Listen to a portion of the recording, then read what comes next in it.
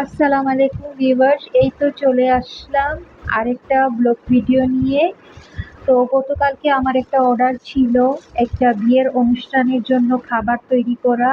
প্রায় 30 থেকে 40 জনের খাবার তৈরি করা হয়েছিল, যার জন্যে আমি 2 দিন আগে থেকে সব কিছু প্রস্তুতি নেওয়া শুরু করে দিয়েছিলাম।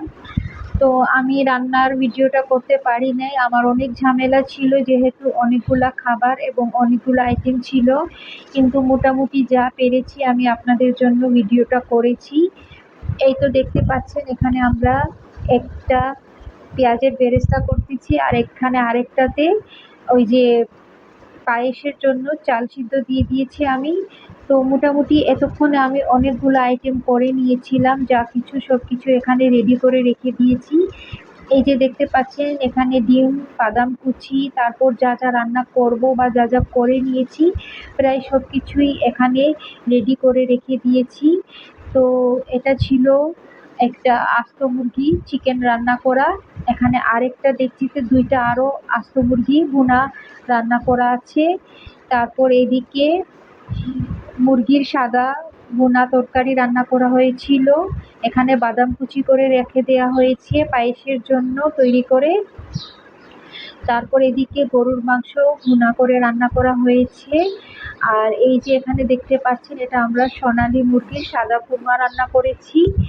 আর এই তো আমাদের রেডি হয়ে গেছে সবকিছু নেওয়ার জন্য। এখানে পোলাও ভাত রান্না করা হয়েছে।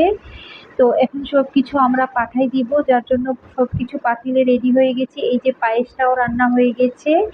চিকেনটা আমি আপনাদেরকে আগেই দেখিয়ে দিয়েছি, সোনালী মুরগির কোরমা, আস্ত মুরগির রান্না করা, তারপর গরুর মাংস ভুনা।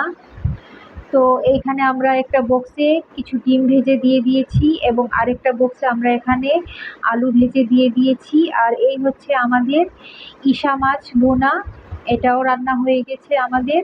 তো মোটামুটি সব কিছুই অনেক ভালোভাবে হয়ে গিয়েছিল এবং এখন এগুলা সার্ভ করবার পালা। তো এই যে একটা ভাইয়া আসছে এবং উনি সব কিছু নামিয়ে নামিয়ে নিয়ে যাচ্ছেন আমাদের বাসা থেকে। তো এই ছিল আমার আজকের ভিডিওটা। আপনারা সবাই দোয়া করবেন যেন আগামীতেও আমি আমার সব কাজ এভাবে ঠিকমতো করতে পারি। তো এভাবে করে সবকিছু আমি ওনার হাতে নিচে পাঠিয়ে দিয়েছি এবং উনি একটা ভ্যান গাড়িতে করে সবকিছু নিয়ে যাচ্ছেন। আমি যতটুকু পারেছি আপনাদের জন্য এখানে ভিডিওটা করছি। তো সবাই ভালো থাকবেন, আমার জন্য দোয়া করবেন। আল্লাহ হাফিজ।